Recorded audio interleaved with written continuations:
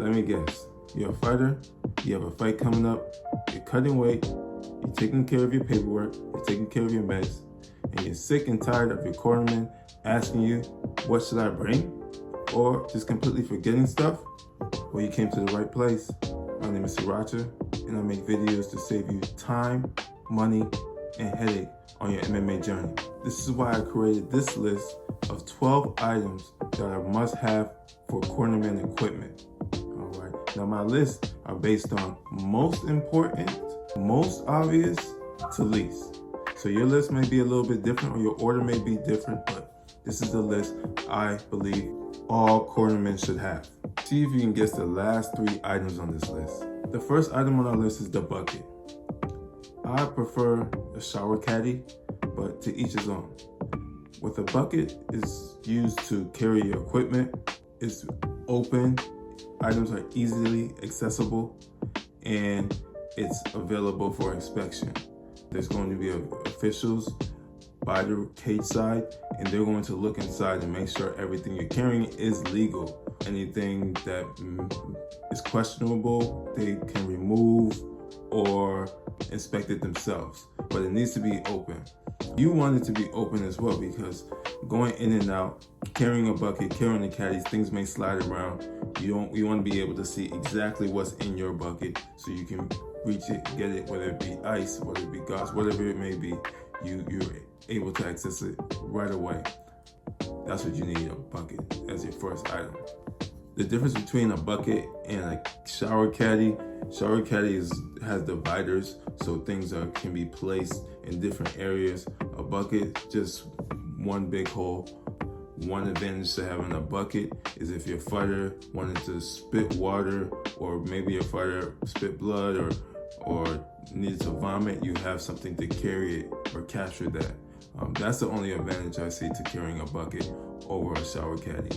A shower caddy has things already segmented. The positions are already segmented, so you can easily pick something up and place it exactly where you left it. But that's my opinion. Whatever you choose to do, if money is a budget issue, then consider what fits you best. Item number 2 on our list is a towel. Towel is pretty obvious. Towel can be used to wipe off blood, wipe off sweat. If your fighter comes to the cage extra greasy, I've seen referees ask them to towel down. You can also use the towel to help wipe off equipment that or things that may spill.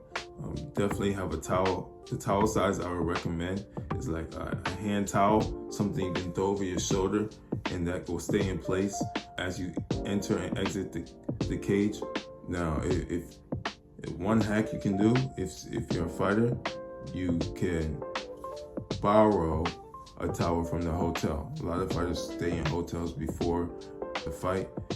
Make sure you grab one on the way to the cage or on the way to the event.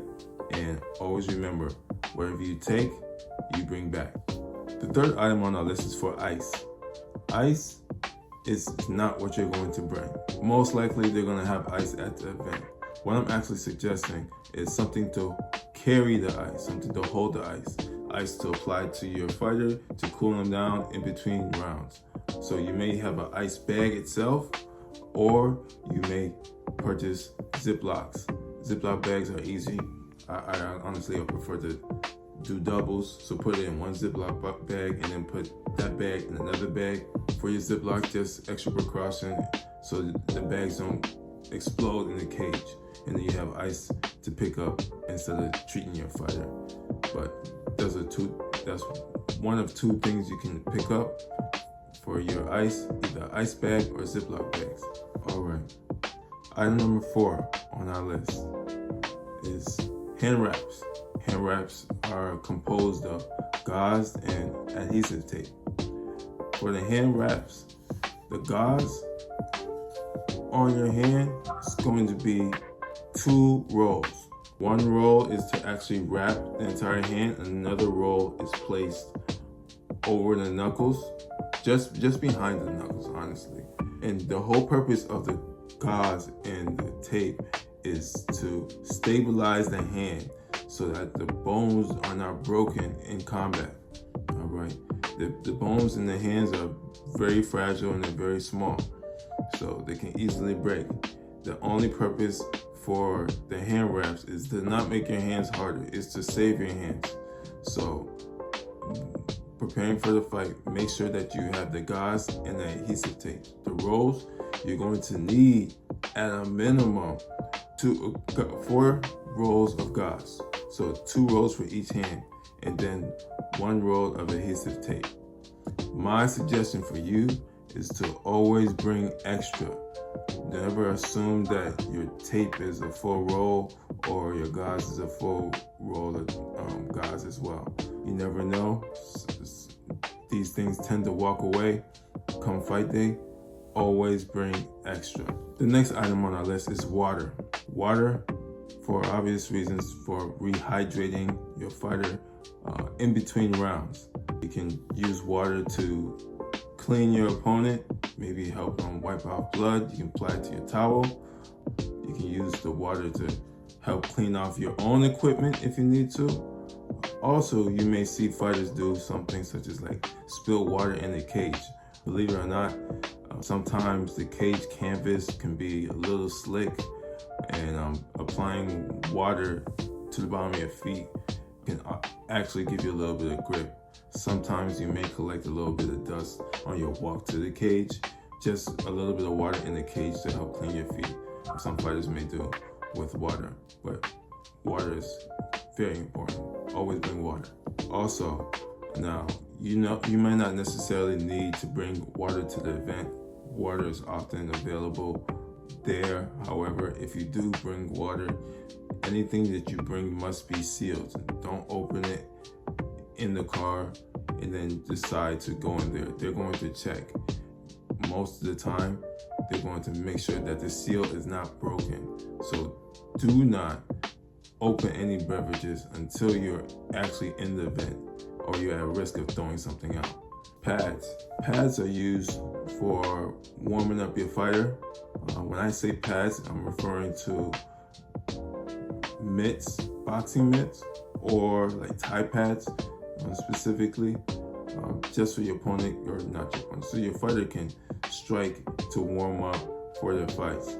There's all types of thigh pads, belly pads, kick shields, all types of things you can bring to help your fighter warm up. But the two that I see used the most are the boxing mitts and the Thai pads. Next, scissors. Not your regular scissors, but the scissors that you would need to cut medical tape. These scissors are very important in actually preparing the hand when it gets wrapped. There's always going to be excess tape, excess gauze after preparing the hand wraps. Even after it's done, sometimes the gauze may undo itself a little bit. Some part of the hand wrap might come undone. This gives you the ability to reshape it and make sure that it doesn't come undone in the fight. And if it does come undone in the fight, it will be your responsibility to provide the scissors so that it's cut and it's back in a position where it will not interfere with the fight. All right, so always have a pair of scissors. All right, now we have petroleum jelly, also known as Vaseline. Vaseline is used to apply to the fighter's face before the fight, and what the referees and officials call raccoon eyes, which are only allowed to apply the Vaseline around the eye, eyebrow, high cheek, to the other side, eyebrow, high cheek, all the way around to make raccoon eyes. All right, like pretty much a figure 8 with the Vaseline. That's what you would need it for. You can also apply Vaseline to treat cuts in the fight. If your fighter is cut, you can put Vaseline in it, and it can be used to hold the blood prevent the blood from flowing out of the cut. So make sure that you keep Vaseline on hand when going to the cage. Next up is gloves. Not fighter's gloves, but surgical gloves, latex gloves. These gloves are used to help prevent the spread or any contamination of biohazards. So if someone were to get cut, you can treat them without the spread of viruses, diseases, or the spread of any kind of bodily fluids. So it's very, very important that each cornerman has their own set of gloves, especially those that are going in the cage. All right. So make sure that you have a pair of latex gloves for each person in your group. We're getting closer to the end. We're already on item number, I'm not sure. I'll add that in. But this item is the timer. The timer is important, just so you know where you are in the round. Some fighters like to know, some fighters don't care to know. I don't mind, but preferably, yes. If you could tell me where we are in the round, it can definitely determine my output in the cage. All right, so I definitely would like to know about the time and where we are. So if you can find the time, if you can pick a person to be a timer and to maintain keeping track of where they are, this will help your team to know when you need to be prepared to get in that cage and treat your fighter. Also to alert your fighter of where they are in the round. Lastly, having an extra timer on hand helps everybody. Things happen. Timer may not work in the actual fight. I've been in a situation more recently where the timer stopped working and I was the only one who had the time. And so when I announced, hey, we have 10 seconds left, I realized that the timer time stopped working. So they were kind of relying on me. But that's good to have a timer so you know exactly where you are in the fight. The second to last item on our list, can you guess? You probably did not. That item is nail clipper. Have a nail clipper in your bucket, in your caddy with you all the time. If you get to the cage side and the ref inspects your hands and sees that your nails have not been cut, they will ask you to cut it on your spot. So either you have a good set of chompers or have a nail clipper on hand to get rid of those nails so you can get in that cage. I personally was in a situation in which a referee asked my fighter to cut their toenails. His hands were wrapped, he's ready to go into the cage, and the scissors they gave us, scissors to cut his toenails, weren't even big enough to do the job. I personally had to get down and cut his toenails because his hands were ready to go. He was not going to be able to use the scissors with his hands in the gloves. So yeah, don't get me wrong, my fighter's toenails weren't in the best shape, but they were low enough. And so I went down and I tried to cut any piece of the toenails off, and the referee let us go eventually after he saw there was nothing to catch. My suggestion is, even if you cut your nails, bring a toenail clipper, bring some kind of nail clipper so you can at least look like you're doing the job. All right. Can you get the last item? All right, that last item on our list is the mouthpiece. Mouthpiece is needed to protect your teeth, your mouth guard, mouthpiece. But yes, the mouth guard is needed to protect your teeth. However, an extra one is needed in your caddy. In the event that something happens to your mouthpiece, you have a replacement. Now, I don't know of anybody that ever needed a replacement, but the officials may not allow you to proceed unless you have an extra mouthpiece in your caddy.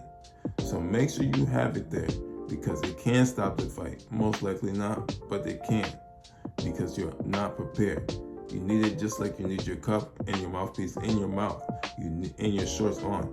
Shorts, or if you're a lady, a top on as well. But it's part of your equipment. So you need to have one in your caddy, in your bucket, in order to fight. Now, I only have one story of somebody losing their mouthpiece in a fight. One of my teammates was in a Muay Thai fight.